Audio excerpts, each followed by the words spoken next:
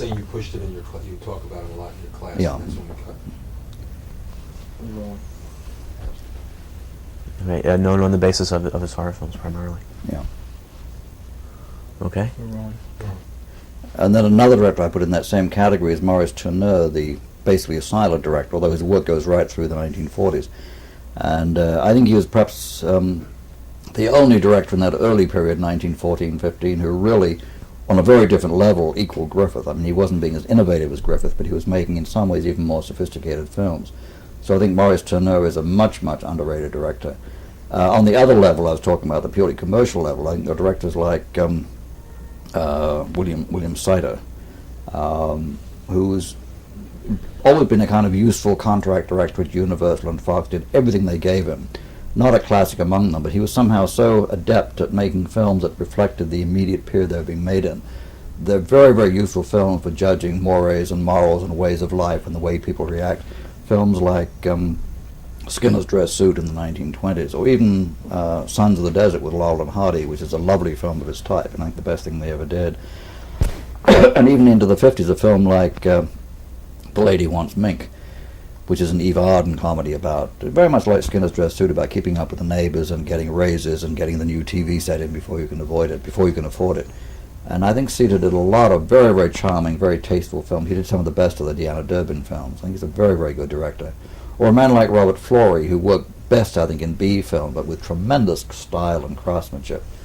Somebody like William Deedley, I think, particularly up to 1934, was a tremendous director. And then he became the sort of the big company prestige director, and might have remained very good. I think his style diminished a great deal. His early Fox and Warner's things? Mainly Warner's. I mean, there are some Fox ones, like particularly 6 Hours to Live, but I think the Warner films like Madame du Barry and Fog Over Frisco and many others, I mean, they're tremendous pictures, The Last Flight. And I think many of those are not as well known as they should be. So there are a lot of directors that, while they're not exactly ignored, I mean, their major contributions have perhaps been really, really acknowledged. In the last 25 to 30 years, you've really had a great role in the kind of the acknowledgement and the popularization of film history. For example, your books.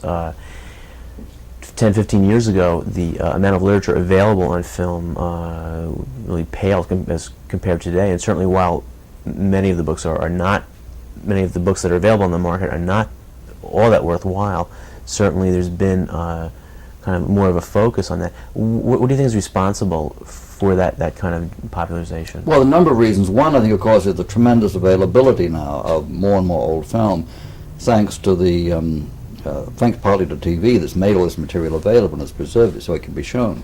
So you can see a lot of the films that are just writing about them. Secondly, of course, I think to a degree the downfall of a lot of commercial filmmaking today, I mean, there just isn't the same class and the same style, so that audiences, instead of going back to old films looking for antique study pieces, are gradually beginning to realize they're still valid and worthwhile pieces of entertainment on their own. And secondly, thirdly, of course, the film schools have educated a whole new group of students who want to become writers or teachers themselves, so there's a much greater serious interest in film history than there used to be. And it's particularly good in this country because that interest, I think, exists in other countries too, but there's not a great deal they can do about it. There aren't the same facilities in other countries for seeing film or for getting jobs in that field. And I think over here, at least there's a 50-50 chance if you want to get involved in some way in the academic side of film, teaching or even making film to a degree, you have a good chance of pulling it off if you're willing to work at it and perhaps take a lesser salary than you might get somewhere else.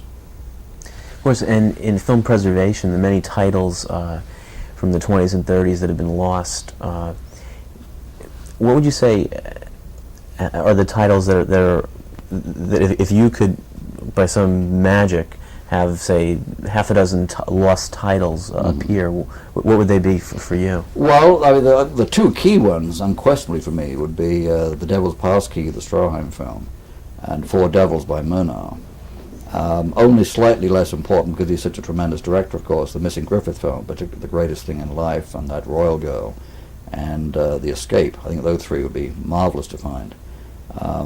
And there are many others. I mean, every time one comes across a film, for example, Raoul Walsh's Regeneration is an incredible 1915 rediscovery. We knew nothing about it 5 years ago, and it sort of completely revitalizes our knowledge of silent film in that period.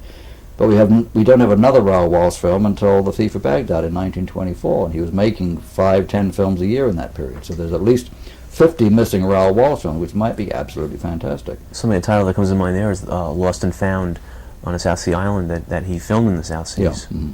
That's a lost film? Yeah. There's nothing of Walsh that I know of between Regeneration and The Thief of Baghdad. Recently, the Los Angeles Museum of Art announced that London After Midnight had been found. That's a rumor that keeps cropping up, and we'd hoped to show it at Telluride this year if indeed it had been found, because it was, of course, the 100th anniversary of Cheney's birth this year, and it would have been an ideal chance to show it. And we applied to Metro if indeed they had it. And while there was always a chance that they had it, were holding it back for some special promotion of their own, it seemed that their reply that they didn't have it was fairly honest. So it's a film that the rumors constantly crop up and are dashed immediately. So as of the moment, we don't know of a print. Mm-hmm. I did see the film many, many years ago in Paris, and it's a terribly disappointing film. I know that everybody won't believe that until they see it. I mean, I wouldn't either if I hadn't seen it. But it is a very, very dull and disappointing film. And when it finally is found, as it may well be one day, I think a lot of people are going to be extremely disappointed. But it'll be good to have it back. But as of the moment, it's still a lost item. John was saying this. Oh, sorry. Just got to switch the battery.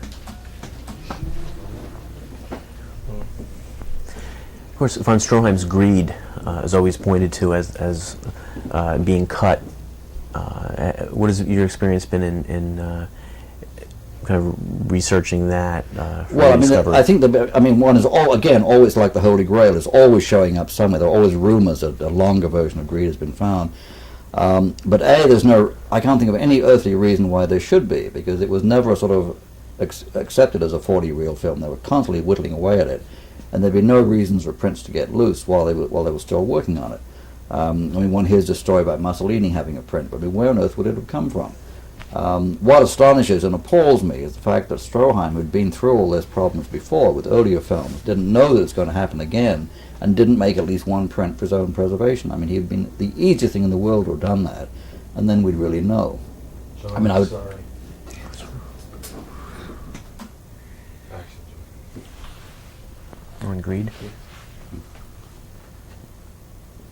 Okay. Well, You need to answer the question. Oh, we got that, didn't we? Did we get my question? no. Oh, I'm sorry. Go ahead.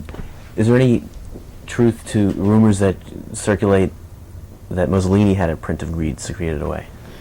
Well, Mussolini was an interesting collector. He did have things like The King of Jazz, which has been the backbone of the reconstruction of that film. But I can't honestly see why he would have had it, or why anybody would have had a print of Greed, because they were still cutting it. There'd be no earthly reason for a complete print getting out. I can see odd reels or outtakes turning up somewhere, but not a complete print of the final film, which was, after all, never a final film, because they never were sure how long it was going to run. So, what appalls me and astounds me is that Stroheim himself, who had been through this whole routine with Merry-Go-Round and Foolish Wives and must have known what was going to happen, why on earth he didn't, squirrel away one print for reference so that he could have a permanent record of what he'd done. And it seems unforgivable to me that he didn't. Is there one studio more than others that has preserved their films? I think probably Metro is the best. Despite what they did to Greed.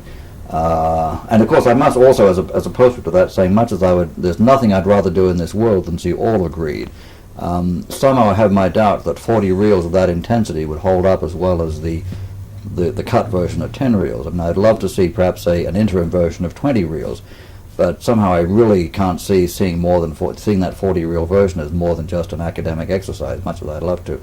But no, apart from what they did to that, Metro has been at least willing to make a token contribution towards preservation. They've got a lot of films which they haven't copied yet, but all the films that seem to have some kind of artistic value, they've made some attempt to copy, which has unfortunately meant tossing aside most of the pre-1920 films. They seem to feel that anything pre-1920 is sort of academic and dated and primitive and will have no value, which of course is totally wrong, because there's some marvelous things in that period. But at least from what they were able to preserve during the 20s, they did try to make copies of everything. One can argue the way they did it, because in many cases they had all these lovely original 35mm tone prints with all their meticulous lighting and tinting and coloring. And sometimes without even cleaning them, they made Duke negatives. And Our Dancing Daughters is a very good case in point. They made a negative of that without even cleaning the original. And then they destroyed the original thinking they were protected. And then when you look at the copy they made, it's full of hairs and dirt, and there's a little piece of fuzz that follows Johnny McBrown's nostrils around for about 20 minutes, and it looks as though it's just dirt in the gate. And it's a very, very poor print. And if they'd seen how poor it was, at least they could have done it again. But at least they did make copies. They did make some attempt to save what they considered was the best of their collection, unlike a company like Paramount, which had no interest at all in doing it and would just literally junk stuff right and left, and even discourage attempts by the AFI and by the Museum of Modern Art to take key films and copy them for them. Many of the Paramount titles, particularly from the transitional period from Silence to Sound, are gone, it would seem. Wouldn't MCA TV, for example, have any of that material? Well, they couldn't have it unless Paramount had saved it. And I remember I was at Paramount doing some work about 20 years ago or 15 years ago, and the print of A City Gone Wild, the James Cruise film with Louise Brooks, was just on the verge of decomposing. You could see the hypo coming in. And I ran the film thinking we might use a piece of it in a film I was making for Paramount at the time, a documentary called The Love Goddesses. And as it happened, we didn't. And I'm glad I saw it then, because about 6 months later it started to decompose, and they threw away the worst reel. And then their logic was, well, without that reel, the rest of it is useless, so we'll throw the rest of it away too. And that, it's a Louise Brooks film and a James Cruise film, totally gone. And they did that with a lot of very, very key films. But the Victor Fleming film, The Rough Riders. Yeah, that's another case that was destroyed about 15 years ago. Completely just thrown out, because a couple of reels were no good, so those were junked, and then out goes the rest of it. How about a 1928 Wellman film, Legion of the Condemned, with Gary Cooper, one of his first starring roles? Yeah, I don't know. That certainly wasn't there in the vault when I was working there, so it must have gone that route sometime earlier. Mm-hmm. There's a lot of key Paramount material gone from that period. A W.C. Fields film that you wrote about in your book on Fields, You're Telling Me. Mm-hmm.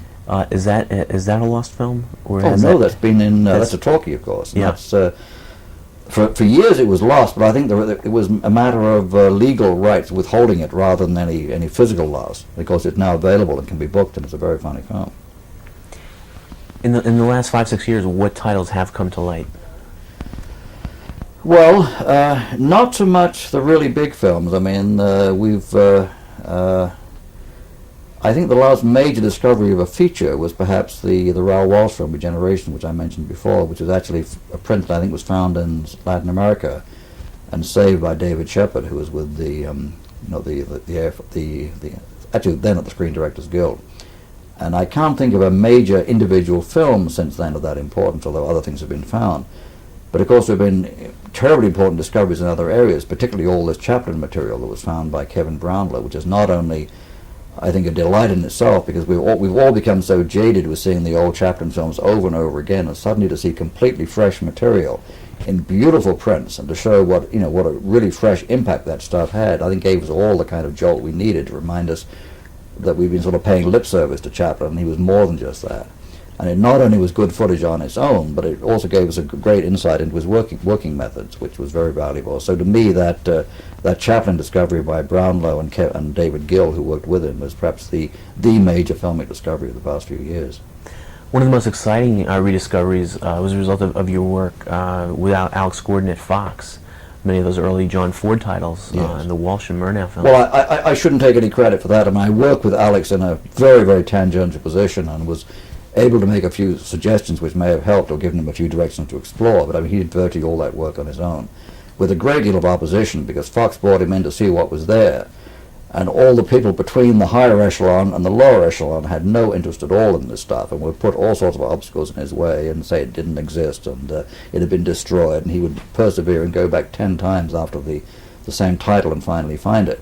And also he contacted the European archives, particularly the Czech Film Archive, and brought stuff over from there which didn't exist. So, I hope I was of some help in making suggestions, but basically that was Alex Gordon's deal. Is one of those early Fox films, the Big Trail, the Walsh film starring John Wayne's first starring role, has that survived? Oh yes, Although under rather strange circumstances. Initially, I saw that film in Germany right after the war when I was in the British Army, and the German version had survived, and it was a very, very impressive film. Of course, John Wayne wasn't in that. He was only seen in long shots. It had a totally German cast. And for a long while, that seemed to be the only version that might be in existence. And then, when Alex started working on this project, he found a negative in France, which was not in very good shape. The French had apparently recut some of it, and the track didn't always match the image, but basically it was all there, and he brought that over and made up a couple of prints. And I think the Museum of Modern Art now is working on that with a view to restoring it to its widescreen version, so that should be out without before too long in its original widescreen version. But it's a very, very important film. Your series at the New School has really brought a lot of films to light, where audiences can come and see them. How long have you been presenting that series? Well, we're up now to a series about number 48 or 49, so it must be, I think, about 15 years, because initially we did it twice a year, the spring and the fall, and then we added a summer series. So I'd say it's about 15 years. And it's interesting how initially the stuff I showed was fairly surefire material. It just wasn't being shown. Films like Svengali with Barrymore and Hell's Angels, the Hughes film, and that kind of material. It was all good material, but just virtually unseen at that time. And eventually, of course, it became fairly standard fare. It plays around all the time now. And I've been able to sort of get into a position where the audience gradually has built up an interest in seeing not only good film, but also obscure films and the interesting misfires. And I played the kind of stuff recently that I wouldn't have dreamed of getting away with in the early days. And I think the audience now sort of, in a sense, probably kind of trusts me. And if they've never heard of the film, they figure there's some reason to be seeing it. And they come along very dutifully to see things that, a few years ago I wouldn't even have shown at NYU to a very specialized class. And there's a very good audience, and they're quite happy to see obscure films.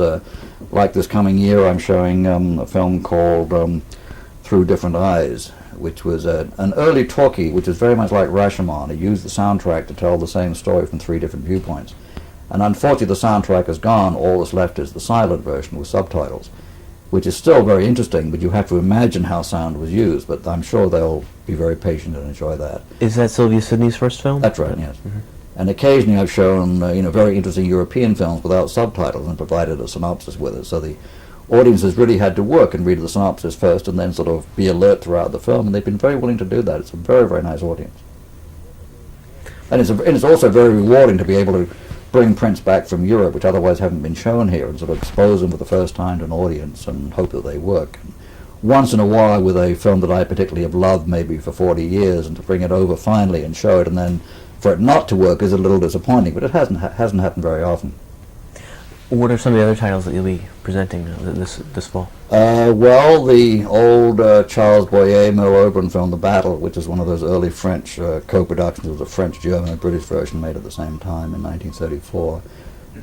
Metro, MGM, has suddenly made available a lot of very early, fairly obscure talkies, which, having made them available, they then sort of reneged and didn't want to release them after all. It was just too much trouble for the limited amount of money they'd get out of it. But they have agreed to let me have some, as I've been playing quite a lot of interesting MGM films from the 30s, like Fugitive Lovers, the sort of the cross-country bus film that preceded It Happened One Night. And I'm doing The Solitaire Man, a Herbert Marshall, Lionel Atwill film in the early fall.